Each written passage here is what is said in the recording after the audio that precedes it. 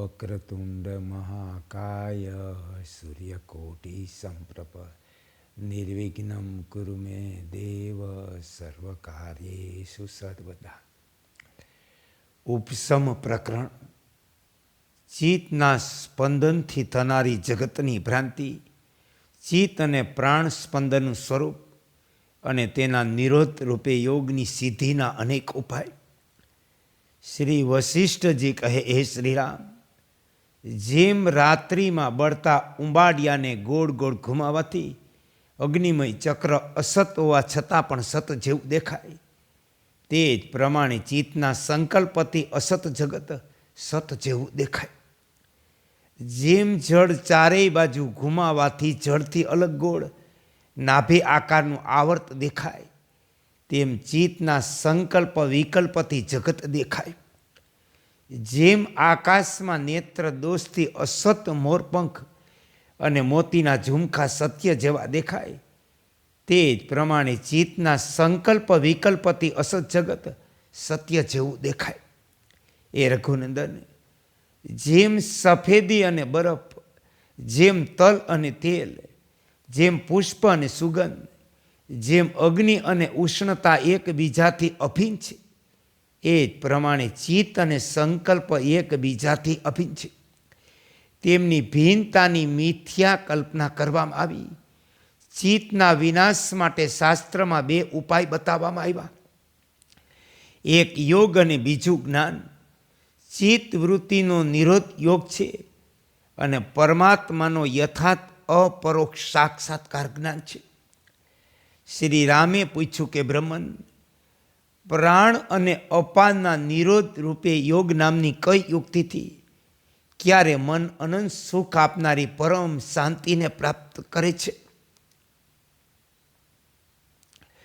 શ્રી વશિષ્ઠજી કહ્યું, રામ, જેમ જળ પૃથ્વીમાં ચારેય બાજુથી પ્રવેશ કરીને વ્યાપ્ત થાય, તેમ આ શરીરમાં રહેલી અસંખ્ય નાડીઓમાં ચારેય બાજુથી જે વાયુ પ્રવેશ કરીને વ્યાપ્ત થાય, તે પ્રાણવાયુ. સ્પંદનના કારણે અંદરની ક્રિયાની વિલક્ષણતાને પ્રાપ્ત થયેલ તે પ્રાણવાયુના અપાન વગેરે નામોની યોગીઓ વિવેકી પુરુષોએ કલ્પના કરી. જેમ સુગંધનું પુષ્પ અને સફેદીનો બરફ આધાર છે, તેમ ચિત્તનો આધાર પ્રાણ છે. પ્રાણના સ્પંદનથી ચિત્તનું સ્પંદન થાય અને ચિત્તના સ્પંદનથી પદાર્થોની અનુભૂતિઓ થાય. જેમ જળના સ્પંદનથી ચક્ર જેવા ગોળ આકારની રચના કરનારી લહેરો ઉત્પન્ન થાય, ચિત્તનું સ્પંદન પ્રાણના સ્પંદનને આધીન છે. તેથી પ્રાણનો નિરોધ કરવાથી મન અવશ્ય નિવૃત્ત થઈ જાય. આમ વેદ શાસ્ત્રોના જ્ઞાતા વિદ્વાનો કહે, મનના સંકલ્પનો અભાવ થઈ જતા સંસાર વિલીન થઈ જાય.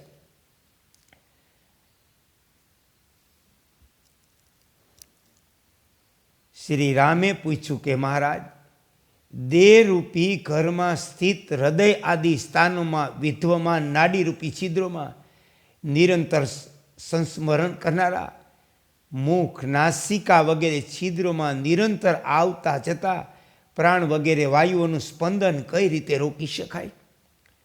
શ્રી વશિષ્ઠજીએ કહ્યું, રામ, શાસ્ત્રોનું અધ્યયન, સતપુરુષોનો સંગ, વૈરાગ અને અભ્યાસ દ્વારા સાંસારિક દસ્ય પદાર્થોમાં સત્તાનો અભાવ સમજાઈ જતા ચિરકાળ પર્યંત એકાગ્રતા પૂર્વક પોતાના ઈષ્ટદેવના ધ્યાનથી અને એક સચ્ચિદાનંદન પરમાત્માના સ્વરૂપમાં સ્થિત થવા માટે તીવ્ર અભ્યાસથી પ્રાણોનું સ્પંદન અટકી જાય.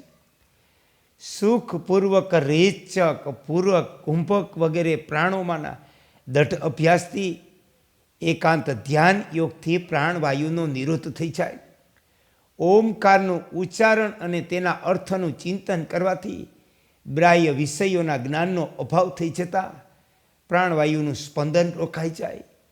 રેચક પ્રાણાયામનો દઢ અભ્યાસ કરવાથી વિશાળ પ્રાણવાયુ બાહ્ય આકાશમાં સ્થિત થઈ જવાથી નાસિકાના છિદ્રોને જ્યારે પ્રાણવાયુ સ્પર્શ કરતો નથી, ત્યારે પ્રાણવાયુનું સ્પંદન રોકાઈ જાય.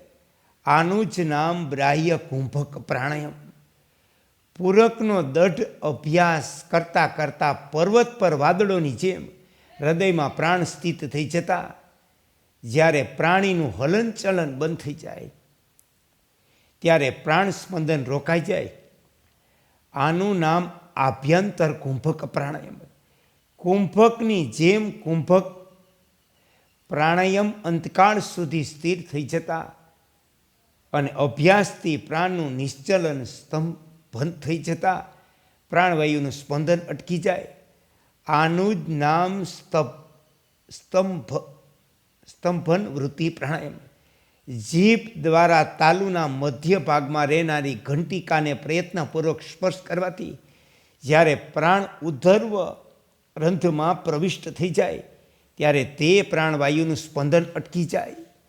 સઘળાઈ સંકલ્પો વિકલ્પોથી રહિત થઈ જતા કોઈ પણ નામરૂપ રહેતું નથી ત્યારે અત્યંત સૂક્ષ્મ ચિન્મય આકાશરૂપ પરમાત્માના ધ્યાનથી અંદર બહારના તમામ વિષયો વિલીન થઈ જતા પ્રાણવાયુનું સ્પંદન અટકી જાય. નાસિકાના અગ્રભાગથી લઈ 12 આંગળ જેટલા નિર્મળ ખાલી સ્થાનમાં નેત્રોનું લક્ષ્યભૂત વૃત્તિ વિજ્ઞાન શાંત થઈ જતા એટલે કે નેત્ર અને મનની વૃત્તિને રોકવાથી પ્રાણોનું સ્પંદન અટકી જાય.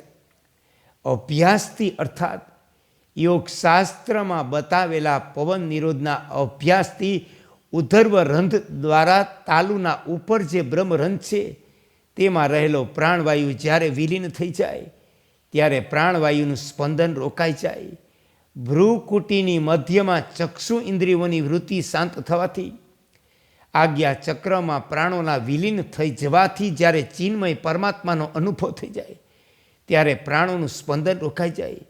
ઈશ્વરના અનુગ્રહથી તુરંત ઉત્પન્ન થયેલા દઢ અને સઘળાય વિકલ્પોથી રહિત પરમાત્માનું જ્ઞાન થઈ જતાં પ્રાણોનું સ્પંદન અટકી જાય. હે રામ, હૃદયમાં રહેલા એકમાત્ર ચિન્મય પરમાત્માના જ્ઞાનથી વિષય વાસનાના અભાવથી અને મનથી પરમાત્માનું ધ્યાન કરવાથી પ્રાણોનું સ્પંદન રોકાય છે. શ્રી રામચંદ્રજીએ પૂછ્યું કે બ્રહ્મન, આ જગતમાં પ્રાણીઓના તે હૃદયનું સ્વરૂપ શું છે જેમાં બધું દર્પણમાં પ્રતિબિંબની માફક સ્ફુરિત થાય? શ્રી વશિષ્ઠજીએ કહ્યું, રામ, આ જગતમાં પ્રાણીઓના હૃદય 2 પ્રકારના, એક ગ્રહણ અને બીજું ત્યાગ. હવે તમે આમનો ભેદ સાંભળો. સીમાથી મર્યાદિત આ શરીરમાં વક્ષસ્તરની અંદર શરીરના એક સ્થાનમાં રહેલું જે હૃદય છે તેને તમે હેય એટલે કે ત્યાજ્ય હૃદય જાણો. ચેતન માત્ર સ્વરૂપે સ્થિત હૃદય પરમાત્માને ઉપાદેય ગ્રહણ કરવા યોગ્ય કહ્યું. તે પરમાત્મા સર્વની ભીતર બહાર છે. ભીતર અને બહાર નથી પણ, અર્થાત સંસારની પ્રતીતિ કાળમાં તો પરમાત્મા તેમાં ભીતર બહાર સર્વત્ર પરિપૂર્ણ છે. વાસ્તવમાં તે સંસારની ભીતર બહાર નથી, કેમ કે સંસાર છે નહીં. તેથી પરમાત્મા જ પોતે પોતાનામાં નિત્ય સ્થિત છે. તે ગ્રહણ કરવા યોગ્ય પરમાત્મા મુખ્ય હૃદય છે. તેનામાં સઘળું જગત વિદ્યમાન છે. તે સમસ્ત પદાર્થોનું દર્પણ છે. તેનામાં જ આ સંસાર દર્પણમાં પ્રતિબિંબની જેમ સંકલ્પ રૂપે સ્થિત છે અને તે તમામ સંપત્તિઓનો ખજાનો છે. એ રામ, ચેતન પરમાત્મા પ્રાણી માત્રનું હૃદય છે. જડ અને જીર્ણ પથ્થર જેવા શરીરના અવયવોનો એક અંશ વાસ્તવમાં હૃદય નથી. તેથી ચેતન સ્વરૂપ વિશુદ્ધ હૃદયરૂપી પરમાત્મામાં વાસનાઓ રહિત થઈને ચિત્તને બળપૂર્વક લગાવવાથી પ્રાણનું સ્પંદન અટકી જાય. આ પૂર્વોક્ત ઉપાયથી અન્ય અનેક તત્વજ્ઞ આચાર્યના મુખેથી ઉપદેશાયેલા ઉપાયોથી પ્રાણોનું સ્પંદન અટકી જાય. આ પૂર્વક યોગ વિશેની યુક્તિઓના અભ્યાસ દ્વારા શ્રેષ્ઠ સાધકના માટે સંસારનું છેદન કરવાનો સરળ ઉપાય છે. ભ્રૂકુટી, નાસિકા, તાલુ અને કંઠ સ્થાનથી લઈને 12 આંગળ જેટલા સ્થાનમાં અભ્યાસ દ્વારા પ્રાણ લીન થઈ જાય, પ્રાણોનો નિરોધ થઈ જાય. અભ્યાસથી જ પુરુષ આત્મા રામ શોક રહિત પરમાત્માની પ્રાપ્તિરૂપ આંતરિક સુખથી પૂર્ણ થાય. તે પરમ પદ પરમાત્મામાં સમસ્ત જગત વિદ્યમાન છે. તેનાથી જ આ બધું ઉત્પન્ન થયું. તે સમસ્ત જગત તેનું સ્વરૂપ છે અને તે આ જગતની ચારેય બાજુ વિદ્યમાન છે. વાસ્તવમાં તેનામાં ન તો આ જગત વિદ્યમાન છે, ન આ તેનાથી ઉત્પન્ન થયું, ન જગત તેનું સ્વરૂપ છે. વાસ્તવમાં આ પ્રકારનું જગત છે નહીં, બલકે તે પરમાત્મા પોતે પોતાનામાં સ્થિત છે. એ રામ, મહાબુદ્ધિમાન જ્ઞાની મહાત્મા પુરુષ બધી સીમાઓથી અપરિચિન તે પરમ પદનું અવલંબન કરીને સ્થિત છે. તે સ્થિત પ્રજ્ઞ તત્વવેતા જીવન મુક્ત કહેવાય. જે મહાત્માની તમામ કામનાઓ નિવૃત્ત થઈ ગઈ, જેના સંપૂર્ણ પદાર્થોમાં અનુકૂળતા પ્રતિકૂળતાના સંકલ્પો નિવૃત્ત થઈ ગયા, જેનું અંતકરણ વ્યવહારોમાં હર્ષ શોક રહિત અને સમ છે, જેનું મન શાંત થઈ ગયું, તે શ્રેષ્ઠ પરમાત્મા છે. અને એવા પરમાત્માના ચરણમાં કોટી કોટી પ્રણામ. હે કૃષ્ણ, હે કૃષ્ણ, હે કૃષ્ણ.